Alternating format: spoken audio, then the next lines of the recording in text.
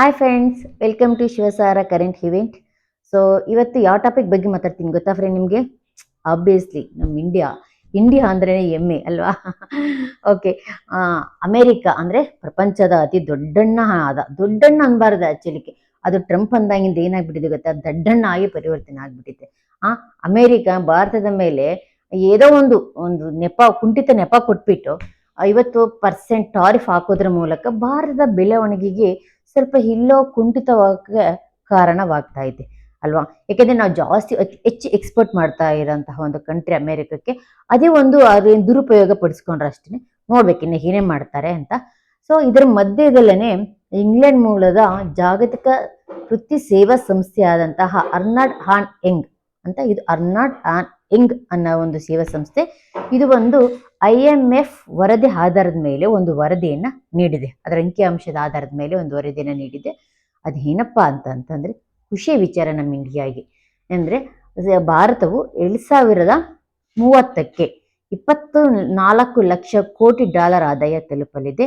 ಹಾಗೆಯೇ 2038ಕ್ಕೆ 34 ಲಕ್ಷ ಕೋಟಿ ಆದಾಯ ತಲುಪುವುದರ ಮೂಲಕ ಭಾರತವು ಜಗತ್ತಿನ ಅತ್ಯಂತ 2ನೇ ಆರ್ಥಿಕ ಹೊಂದಿದ ದೇಶವಾಗಿ ಹೊರಹೊಮ್ಮಲಿದೆ ಅಂತ ಹೇಳಿದೆ.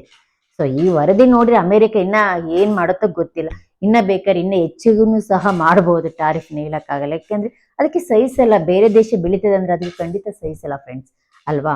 ಸೊ ಹಂಗಾಗಿ ಅದಕ್ಕೆ ಕಾರಣ ಏನ್ ಕೊಟ್ಟಿದೆ ಗೊತ್ತಾ ಸೇವಾ ಸಂಸ್ಥೆ? ಯುವ ಜನತೆ, ಯುವ ಕೌಶಲ್ಯನೇ ಇದಕ್ಕೆ ಕಾರಣ. ಹಂಗೆ ಭಾರತ ಸರ್ಕಾರವು ಅನೇಕ ಒಂದು ಯೋಜನೆಗಳು ತರುವುದರ ಮೂಲಕ ಭಾರತದ ಯುವ ಶಕ್ತಿಗೆ ಒಂದು ಏನು ಚೇತನ ಅಂತಾನೆ ಹೇಳ್ಬೋದು ಅಲ್ವಾ?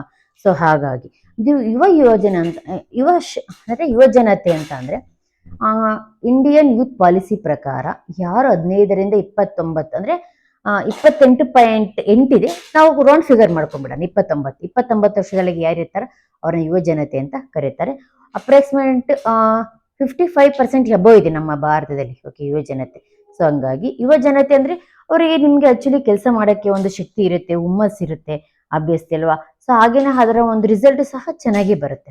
ಸೊ ನೋಡಿ ಫ್ರೆಂಡ್ಸ್, ನಿಮ್ಮ ಒಂದು ಕೊಡುಗೆ ನಮ್ಮ ಭಾರತದ ಆರ್ಥಿಕತೆ ಮೇಲೆ ಇಷ್ಟು ಪರಿಣಾಮ ಬೀರ್ತಿದೆ ಅಲ್ವಾ? ಸೊ ಹಾಗಾಗಿ ಎಲ್ಲಾರು ಯುವ ಜನತೆ ಆದ ನಾವು, ನೀವು ಎಲ್ಲಾರು, ನಾನು ಯುವ ಜನತೆ ಅಲ್ಲ ಅಂದ್ಕೋತೀರಿ, ಯಾಕಂದ್ರೆ ನಂಗೆ 30 ಎಬೋ ಆಗಿದೆ. ಸೊ ಹಂಗಾಗಿ ಯುವ ಜನತೆಯರು ಯಾರು ಸಮಯನ ವ್ಯರ್ಥ ಮಾಡ್ದಂಗೆ, ಯಾರ ಮೇಲೆ ಡಿಪೆಂಡ್ ಆಗ್ದಂಗೆ ನೋಡಿ. ಸಮಯ ಎಷ್ಟು ಅತ್ಯಮೂಲ್ಯವಾಗಿದೆ ಅಂತಂದ್ರೆ ನಾವು ಏನೇ ಮಾಡಿದ್ರು ಸಮಯ ನೋಡ್ಕೊಂಡ್ಬಿಡ್ವು. ಇಷ್ಟು ಟೈಮ್ ವೇಸ್ಟ್ ಮಾಡ್ತಾ ಇದ್ದೀವಿ, ಓಕೆ, ನಾವು ಇಷ್ಟು ಯುಟಿಲೈಸ್ ಮಾಡ್ಕೊಬೇಕು ಅಂತ, ಓಕೆನಾ? ಸೊ ಯಾರ ಮೇಲೂ ಡಿಪೆಂಡ್ ಆಗ್ದಂಗೆ ಇಂಡಿಪೆಂಡೆಂಟ್ ಆಗಿ ಏನಾದ್ರೂ ಮಾಡಿ ಫ್ರೆಂಡ್ಸ್. ಎಲ್ಲದಕ್ಕೂ ಒಂದು ವೃತ್ತಿಗೆ ಅದರದ್ದೇ ಆದ ಒಂದು ವ್ಯಾಲ್ಯೂ ಇದೆ, ಓಕೆನಾ?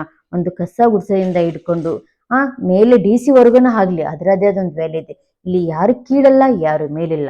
ನಾವ್ ಏನ್ ಮಾಡ್ತಾ ಇದೀವಿ ಅನ್ನೋದೇ ಇಂಪಾರ್ಟೆಂಟ್. ಅದನ್ನ ನಾವು ಶ್ರದ್ಧೆಯಿಂದ ಮಾಡ್ತಾ ಇದೀವಿ ಅನ್ನೋದೇ ಇಂಪಾರ್ಟೆಂಟ್. ಓಕೆ, ಸೊ ನೀವು ಸಹ ನಮ್ಮ ಭಾರತ ಆರ್ಥಿಕತೆಗೆ ಕೊಡುಗೆಯನ್ನು ನೀಡಿ, ನೀವು ಸಹ ಅಭಿವೃದ್ಧಿ ಆಗಿ ಸಮಯ ವ್ಯರ್ಥ ಮಾಡಗೆ ನಮಗೆ ದೇವರು ಕೊಟ್ಟಿರುವಂತಹ ಈ ಜನ್ಮವನ್ನ ಒಂದು ಸದುಪಯೋಗ ಪಡಿಸ್ಕೊಳ್ಳೋಣ ಅಂತ ಹೇಳ್ತಾ ಈ ವಿಡಿಯೋ ಮುಗ್ಸಕ್ಕಿಂತ ಒಂದು ಮಾತು ಏನಾದ್ರೂ ಇನ್ನೊಂದು ಫ್ರೆಂಡ್ಸ್, ಇನ್ನೊಂದು ಕ್ವಶನ್ ಏನಂತಂದ್ರೆ, ನಾನು ಹೇಳಿದೆ ಅಲ್ವಾ 2038ಕ್ಕೆ 34 ಲಕ್ಷ ಕೋಟಿ ಆದಾಯ ಇದೆ ಅಂತ ಬರುತ್ತೆ ಅಂತ. ಬಟ್ ಹಾಗಾದ್ರೆ ನಮ್ಮ ಭಾರತ ದೇಶದ ಇವಾಗಿನ ಎಷ್ಟು ಲಕ್ಷ ಕೋಟಿ ಡಾಲರ್ ಇದೆ ಅಂತ ಕಮೆಂಟ್ ಮೂಲಕ ತಿಳಿಸಿ ಹೇಳ್ತೀರಾ? ಓಕೆ ಫ್ರೆಂಡ್ಸ್, ಸೊ ಈ ವಿಷಯ ಅಂದ್ರೆ ಈ ಒಂದು ಇನ್ಫಾರ್ಮೇಶನ್ ನಿಮ್ಗೆ ಏನಾದ್ರು ಉಪಯುಕ್ತ ಆದ್ರೆ ಲೈಕ್ ಮಾಡಿ, ನಿಮ್ಮ ಫ್ರೆಂಡ್ಸ್ಗಳಿಗೆ ಶೇರ್ ಮಾಡಿ, ಸಬ್ಸ್ಕ್ರೈಬ್ ಮಾಡಿ, ಓಕೆನಾ? ಈ ಚಾನಲನ್ನು ಪ್ರೋತ್ಸಾಹಿಸಿ. ಓಕೆ, ನಾನು ಹೊಸ ವಿಡಿಯೋ, ಹೊಸ ಜ್ಞಾನ ನಿಮ್ಗೆ ತರೋದಕ್ಕೆ ಟ್ರೈ ಮಾಡ್ತೀನಿ.